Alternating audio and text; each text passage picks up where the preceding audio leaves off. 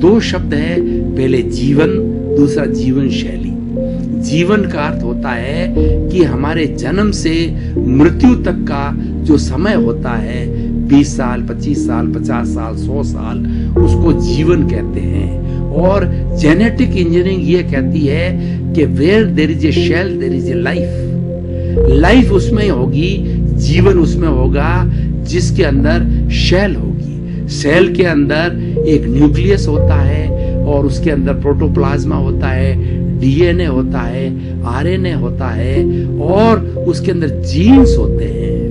उसमें से कुछ एक्टिव जीन्स होते हैं और ये स्वयं एक छोटा सा सेल है, एक पावर हाउस है जो कि हर प्राणी के अंदर शेल होती है, क्योंकि बिना शेल के जीवन होता ही नहीं है।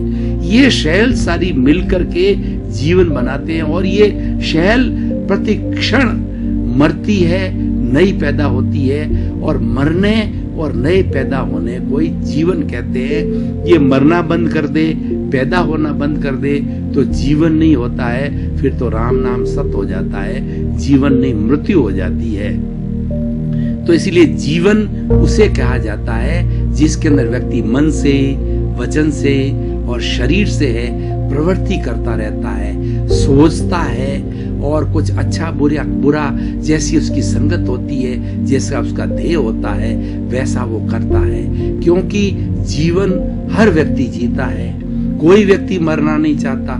ये 84 लाख जीवा योनि के अंदर एक शाश्वत सत्य यही है कि छोटा से छोटा प्राणी भी जीना चाहता है, मरना कोई नहीं चाहता। और जितनी जितनी आत्माएं हैं, इसको किसी ने उत्पन्न नहीं किया, ये सदा थी, सदा है और सदा रहेगी। इसकी उत्पत्ति का कोई भी हमारे पास में रिकॉर्ड नहीं है, मात्र इसके अंदर रूपांतरण होता है। और रूपांतरण किसमें होता है? ये 84 लाख जीवा योनि के अंदर अपने कर्मों के कारण क्यों घूमती है। जैसा पुण्य पाप अर्जन करती है, जैसे कर्मों का अर्जन करती है, उसी के अनुरूप घूमते घूमते और अपने अस्तित्व आत्मा को शुद्ध करके जब मोक्षगामी हो जाती है, फिर 84 लाख के चक्कर से वो मुक्त हो जाती है, फिर इसके अंदर नहीं आती, परम आनंद की परम धाम गोकुल धाम निर्वाण मोक्ष के अंदर चली जाती है। तो सारा जीवन, हमारा जीवन कितना इम्पोर्टेंट है। हम जन्म लेकर के मृत्यु तक यहाँ किस लिए आए हैं, ये समझना है। हमारे आने का ध्येय क्या है? भाई और बहनों, दर्शकगण, श्रोतागण, आप मेरे को सुन रहे हैं। मैं स्टूडियो में क्यों आया? मैं इसलिए आया कि मैंने 70-72 वर्ष की उम्र के अंदर जो कुछ ज्ञान लिया, संसार का ज्ञान लिया, धर्म का ज्ञान लिया, आध्यात्म का ज्ञान लिया, शिक्षा का ज्ञान लिया और कमाने का ज्ञान लिया, अब मेरा दायित्व बन जाता है। वरिष्ठ नागरिकों का ये दायित्व है, जो कुछ आपने अर्जन किया है उस अर्जन को आप बांटिए। इसीलिए ज्ञान के लिए कहा गया है, सरस्वती के भंडार की बड़ी अपूर्व बात, जो खर्चे त्यों बढ़े और बिन खर्चे घटी जात। हमारे पास ज्ञान है, उस ज्ञान को बांटना चाहिए। ये ज्ञान को बांटने के लिए पुनरुत्थान कार्यक्रम है। ज्ञान को बांटने के लिए मैं आपके पास में आया हूँ। हर व्यक्ति की मेंटल स्टेट एक जैसी नहीं होती है। कुछ होता है मंद बुद्धि के होते हैं, कुछ मध्यम बुद्धि के होते हैं और कुछ जो है वो तेज बुद्धि के होते हैं। हर एक का अपना अपना लेवल होता है और वो ज्ञानावर्णीय कर्मों के अनुरूप होता है। अपने जो पूर्व में जो प्रॉपर्टी लेके आ रहे हैं, जो संचित किया हुआ है, उसके अनुसार होता है और पुरुषार्थ से उसमें करेक्शन भी होता है। तो मैं ये बताना चाह रहा था कि जीवन का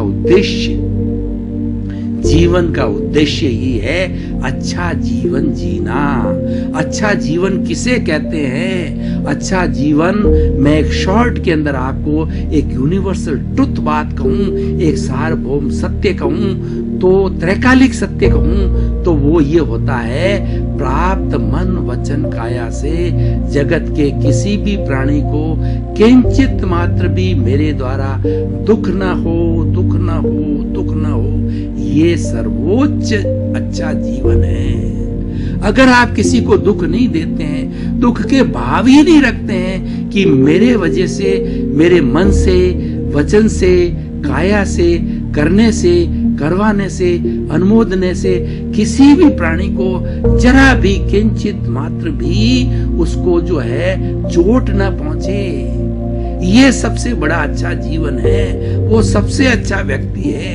यही आज के इस कार्यक्रम का, आज के इस विषय का हमारा उद्देश्य है कि हम अच्छा जीवन की बात तो करते हैं, हम थ्योरी तो बनाते हैं, लेकिन उसका प्रैक्टिकल क्या है? वो प्रैक्टिकल जब तक थ्योरी के सिद्धांत के साथ साथ में मेथोडोलॉजी नहीं होगी, सिद्धांत के साथ साथ में हमारा प्रैक्टिकल व्यू पॉइंट नहीं होगा, तब तक हम जो है वह जीवन को सार्थकता में नहीं बदल सकते हैं।